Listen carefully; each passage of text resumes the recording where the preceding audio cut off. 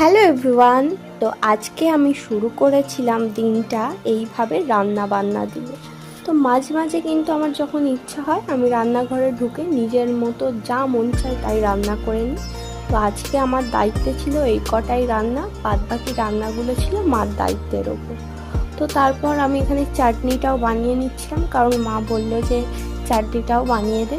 তো তারপর একেবারে আমি স্নান সেরে পুজো করতে বসে গেলাম। আর এইটা কিন্তু আমার রোজকার কাজ, আমি প্রত্যেক দিন পুজোটা করার চেষ্টা করি। যখন ধরো কোনো তাড়াহুড়ো থাকে তাও আমি পুজোটা করার চেষ্টা করি।